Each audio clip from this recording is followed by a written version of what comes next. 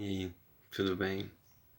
Bom, hoje eu quero comentar a respeito da evolução da indústria de alimentos, principalmente de antes e atualmente, né, nos dias de hoje, como dizem, né?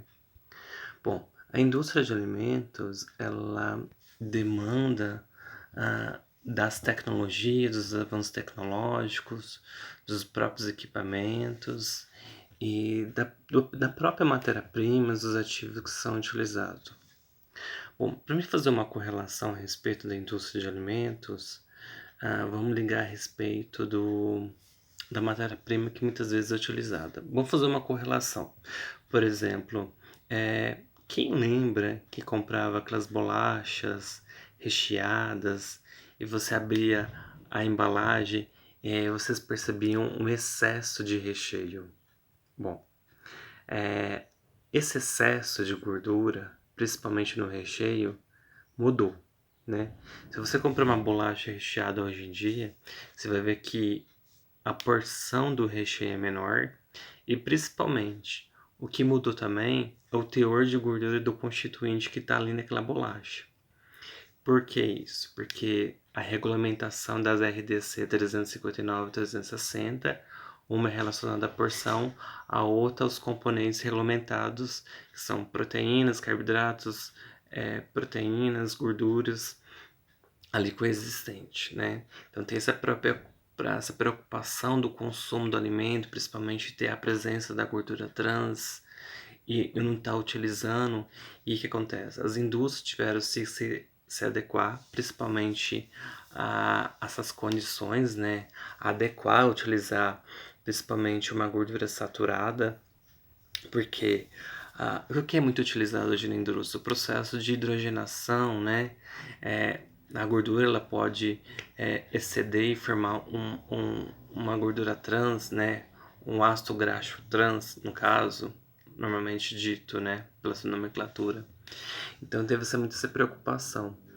Além disso, a indústria ela não dispunha de tantas condições que hoje em dia tem, né?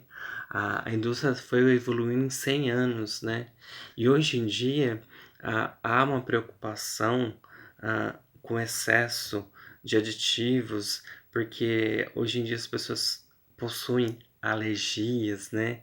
A proteína, a glúten, né? No caso, os derivados que contêm o glúten, né? Então, as embalagens têm que conter ou não glúten, principalmente quem vai consumir, a pessoa que é leiga, que consome esse tipo de produto, saber o que está comendo dito na embalagem. Mas o que está ocorrendo hoje em dia é o excesso, né? O que seria esse excesso? Excesso de informações, que normalmente as informações não se cruzam, né? A indústria, ela tem que se preocupar, além das regulamentações, com as adequações, ela tem que se preocupar com a motivação de um produto. Por que essa motivação desse produto? A indústria desenvolve um produto de acordo com o público-alvo, seja infanto-juvenil, a pessoa de uma certa idade. Todo produto é pensado para um público-alvo, né? Então, o que está acontecendo? Produtos alternativos, produtos que contêm a fibra, produtos que são pessoas para a linha fit, ou que têm um consumo de energia, mas não vai adquirir uma condição calórica maior, né? Então a indústria tem essa preocupação hoje em dia. Então se vê nas gôndolas dos supermercados produtos alternativos em comparação aos produtos convencionais que constituem farinhas, né? Hoje em dia as pessoas estão preocupadas com comer glúten ou não glúten, não comer farináceo, não comer açúcares. Isso depende muito de cada um e de uso da dieta ou diabetes, ou depende do uso exclusivo do alimento, né? Porque o alimento, ele tá ali, seus ingredientes, dito nessa própria embalagem, só que o alimento não vai falar assim, ó, contraindicado para XYZ, né? A indústria de alimentos, ela vai produzir esse produto alimentício, vai ter seus dizeres na embalagem, mas não vai ter uma prescrição de proibição ou não, né? A pessoa que é leiga muitas vezes não sabe o que muitas vezes está consumindo. Outra coisa que é muito errônea nas embalagens é o que está dito lá na porção. Aquela é uma porção média, muitas vezes, que a gente está consumindo.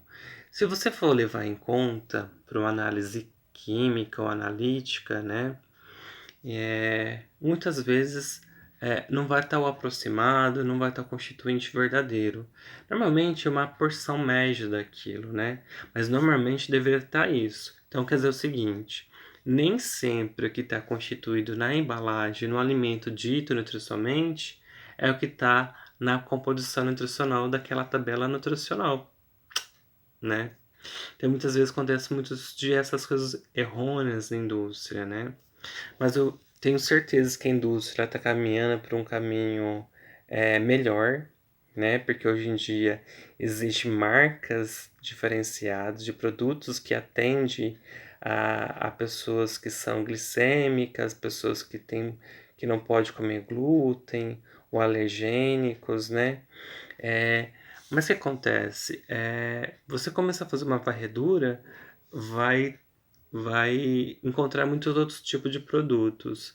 Mas esses produtos de linha fit, ou produtos que constituem a substituição mesmo dos cereais, das farinhas que constituem glúten, estão crescendo, mas é um mercado de um nicho muito menor, só que muito mais caro esses produtos, né? Então, se recomenda você consumir esses produtos, ao máximo produtos naturais, orgânicos, o que não vai agrotóxico, né? Então, a evolução da indústria hoje em dia, posso dizer que ela está sim beneficiando, a indústria está sim preocupada com a evolução.